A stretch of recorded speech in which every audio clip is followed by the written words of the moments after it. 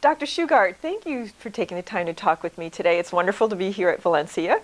Welcome. Valencia College, widely recognized for the terrific student achievements that you have here. And I think a lot of it is attributed to your Pathways program, you offering clear pathways to success for your students. Can you tell me a little bit about the Pathways approach and how does it differ from traditional community colleges? And also, how did it come to be here at Valencia? It is a wonderful place to work, and Valencia has been really kind of a national laboratory for improving student outcomes across the country in high access colleges. That's my new name for it. High access college. They're not really two-year colleges because most of our students are part-time, and now over 150 offer bachelor's degrees, including Valencia. So they're open-door, high-access colleges, and so they have a different challenge to achieve excellence than those who measure their excellence in terms of the number of qualified people they turned away. So we have a challenge of serving the whole spectrum of students, and we've had some success for several reasons, and certainly Pathway programs is one of them. But the work really is 20 years old here, and it started with a very thoughtful focus on the quality of teaching and learning. That's where it all really begins and ends. And we have a saying here that learning comes before completion. While the rest of the country is focused on the completion agenda, Just measuring numbers in, numbers out. That's right. We get that, but we think the working theory is a little bit off. So the rest of the country thinks if more students completed, it means they will have learned more, and that would be a good thing. We think if more students learn comprehensively, deeply, coherently, in a program that's well designed, then you'll see more completions. So learning comes before completion. So we started really with teaching and learning, and the quality of the faculty and the high engagement strategies they use for students in the classroom, the authentic uses of assessment to guide learners and partner with learners to improve the conditions for their learning. All those things we think are fundamental before the student really navigates the pathway. But let's get concrete. If someone is not familiar with any of this, how does that differ when you talk about connecting and bringing people through and all of these different kinds of tools? What's the difference? If I was a student coming in, how would I see it differently now from 20 years ago? Well, there are hundreds of things have changed. The beginning of Valencia's work really was to dethrone enrollment as the primary outcome. So I think at many large colleges and universities, large institutions. Still the measure, right? How many do you have registered? Yeah, students are numbers. Really, they're a herd to navigate their way through some wilderness, and the cattle drive just doesn't work. There are some students who are going to succeed, in spite of all that. But I cannot for the life of me bring myself to embrace the idea that you can put 1,000 students in a classroom and make deep learning occur for all 1,000 of them. Well, their needs are very different for each one of them, right? Where they're coming from, how they test, what they know. So one of the things I hope and expect is true is that when students come to Valencia, they experience what we call the 6 Ps. So the first P is that they begin to discern a purpose for being here. Many students enter college with a very fuzzy purpose. One of the things we figured out is that high achievers, even those who achieve against the odds, often achieve because they have a clear sense of purpose. They know why they're here. It could be something, lofty. So not as specific as what they want to be, but it could be broader. Yeah, it can be as simple as my family fell apart, and if I don't get an education, my children are going to starve. Or it could be as lofty as I came from the Amazon basin, and someday I'm going to return there as a physician and make a difference, and everything in between. But purpose isn't just having a major. Majors aren't as sticky as people think they are. Once a student is beginning to discern purpose, then we have to introduce them to pathways. So, the literature talks about the difficulty of navigating the shapeless river of the curriculum of most colleges and universities. The Gen Ed morass. Thousands of courses to choose from, Right. Sort of an elective curriculum.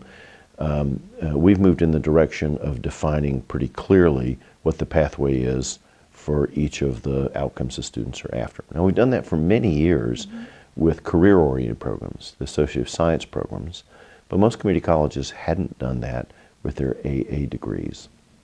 So we've defined what are called meta majors. They're broad majors, so you wouldn't choose a major as specific as, say, small business finance, but you would choose business and commerce, or life sciences, or STEM and engineering, or Allied health. That's right. There are about 9 of them, and each of them has a narrower pathway. There are fewer choices for students to make to stay on that pathway, and that has proven to increase their academic momentum towards completion. They wander less, and they're less likely to lose their way in the institution. So that's the second P, is pathway. The third is plan. We want every student to achieve a plan to navigate that pathway as soon as they get here. So within the first year, they have to file a plan to graduate. Most colleges don't accept the plan to graduate until the semester they graduate. When it's often too late if you've deviated from the plan. Exactly. So you have a purpose, you have a pathway, you have a plan. Then you've got to be clear about the preparation required to navigate that plan. So we help our students discern, where do you need to strengthen your skills if you're going to be successful, and here are all the ways we can strengthen them with you. They need a sense of place. So many students arrive, whether they're online or on the ground, they arrive feeling like they don't belong here. They may even think of themselves as a... Not college material, maybe? That's right. They could be a refugee even from education. But they don't make very good connections left to themselves. So we try to build that into the program. We build connections in learning communities. We build connections with specific faculty and staff. So every student enters with a person here whose job it is to think about them every day when they come to work, and to give them personal advice on how to navigate that pathway. You're kind of building social capital that bolsters and strengthens their likelihood of success. Exactly. Students who connect have a great chance of completing. Students who don't connect are often very vulnerable. Nobody's going to notice if I fall off or I don't go to class. Right. And if you think of them as enrollment, then it's deeply impersonal, and you don't wake up thinking about Joe and her progress today. So that's the last P, to make it personal. And so we've staffed in ways that connect students to someone who is their personal guide at each step of their progress through the institution. So it's one thing to design a pathway that is a curriculum pathway. It's another thing to surround that pathway with the right experiences for students and the right personal connections that help them to navigate successfully. Gives you all the wraparound stuff to really work the plan. At the Philanthropy Roundtable, we're particularly interested in the role that community colleges have in connecting people and preparing them for in-demand jobs. You've talked a bit about, in the past with me, your Career Express program. Can you tell me a little bit about the Career Express, and in particular, maybe give some examples of how it connects to different populations that come through your doors here? Yes. So we have a very interesting economy in Central Florida. It is sort of two-headed, or dumbbell-shaped, or whatever you want to describe it as. We have a very vibrant knowledge economy. High-end defense contractors, engineering firms, software firms. This is the epicenter for the world for simulation and gaming in many ways. So these are high-end technology areas. We're a big health center. There's in excess of $10 billion annual revenue to our hospital systems here, and they practice at a very high level. So we've got this big knowledge economy that's kind of unknown if you think of us as a tourist destination. Right, I think everyone hears Orlando and you think me. That's right. Even some of what they do is hugely knowledge-oriented, so designing their work and engineering things like those high-tech rides, that's knowledge work. And we've always been involved in that, both the university and the college, in nourishing that economy with highly educated people in high-end technologies. But there's another end of the economy here. Valencia serves all of Central Florida, and Central Florida has maybe the most powerful economy in the world for putting unskilled people to work in low-paying jobs. And it's okay to get on the ladder at $8 or $9 an hour. It's not okay to stay there. Right. And our economy has struggled to help people move up the ladder. If you're cleaning rooms, parking cars, or doing any of the other myriad jobs that are essential to the hospitality economy, and you move up a rung or two, you soon find that the next rung up on the ladder is 2 body lengths away. You can't get there from here. So we've struggled for a long time to figure out how do we create economic mobility for the people who are at the bottom of the economy. Hardworking, many have 2, 3 jobs. They have everything it takes except that last bit of connection. How do we move them along? So there's some language issues, and we deal with those. But we've got this amazing opportunity now. So the country, really since 2002, has been navigating towards deep skill shortages across the board in the economy. It was masked a little bit by the recession and the slow recovery, but most employers are beginning to feel it significantly, and they will for a generation. This is a huge demographic challenge. It is. We're hearing a lot about the skills gap, as you say, not only for today, but for the estimated future. And we have retirements coming up, so there's just a lot of things. As the baby boom retires, there's no fix for that in the short term. Now, that's a problem to be solved if you're an employer. It's an opportunity, however, for an economy. And so what's happening is many of those employers are kind of unbundling the skills that are required to succeed in their industry. And that makes it possible for us to train people in those unbundled skills much more rapidly and get them into better paying work. So what we've begun to do is work with 5 or 6 industry sectors: construction, manufacturing, public services, transportation, and so on, where they've sort of unbundled those jobs. So let's take construction as an example. So a lot of these would be examples of exactly what we're calling middle skills jobs, right? That's right. More than a high school degree, but less than a 4-year college. Exactly. And the challenge is that the people who need those skills can't quit work for a year or two. So there's an opportunity cost that they can't get past. You can't get into the conventional college that's where their classes are 9 to 5. So the idea is, how do we move them up 1 rung or 2 rungs on the ladder? So you move from $9 an hour to $12 an hour, or from $12 to $15 an hour. Then they begin to get a platform, an economic platform for their family that would allow them to send their children to school or to go to school themselves for a longer period of time. And also back to your P of purpose, they're getting this sense of purpose as they're moving up these rungs, because they can, as you map out all of the opportunities, they can say, well, right now I'll do this and I can get the $12, but I can keep going and going, and they can see some place that they can land and be happy and supporting their family comfortably. So our training programs at that end of the spectrum are designed to complete the equation. If you have deep skill shortages and you have a high opportunity cost for going to skill, and you've got this huge hardworking labor force in cold storage in low-paying unskilled jobs, how do you put that equation together so that it produces better employees so industry can grow and economic mobility for the people that you're serving?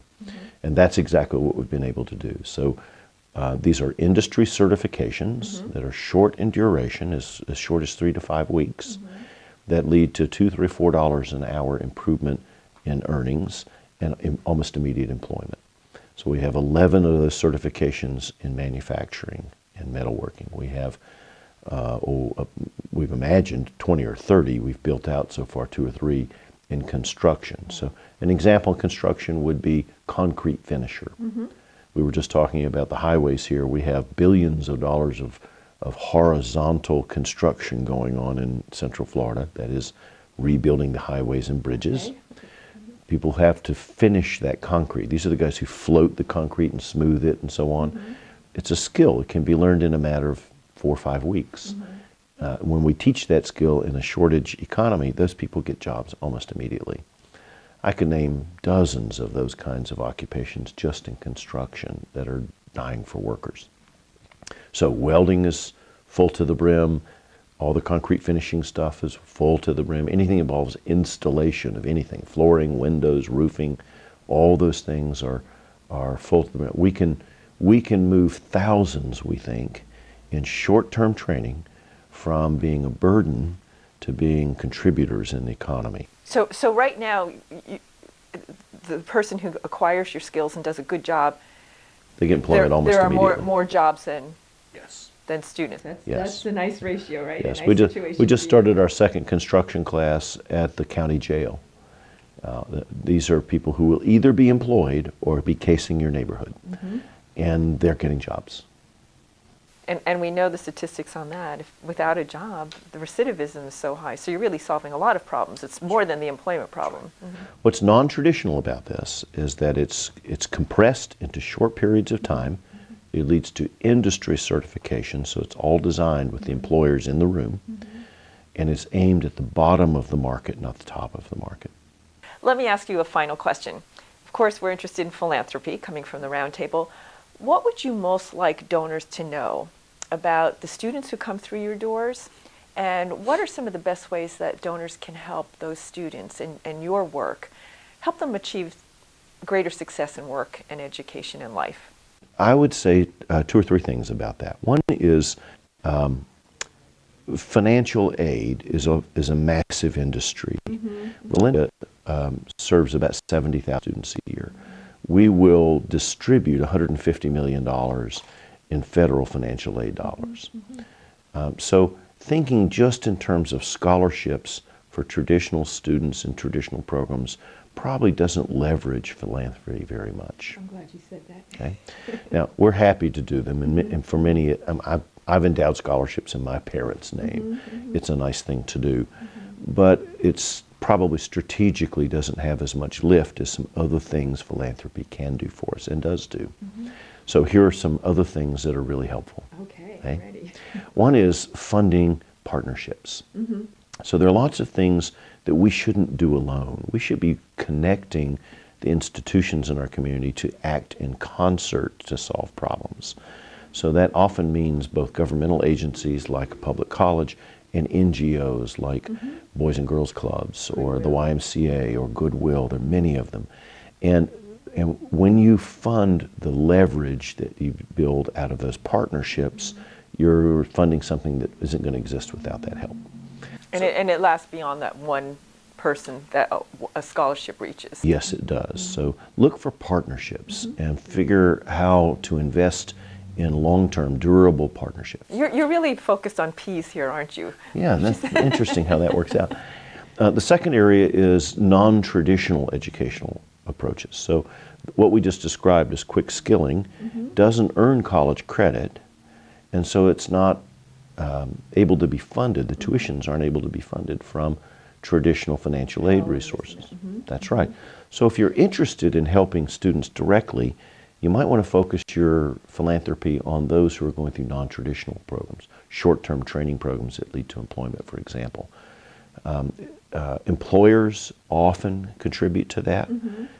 The workforce system can for people who are chronically underemployed or unemployed, so we get some help from the workforce system, that's public Department of Labor monies. But many, many people are uncovered by financial aid in those environments.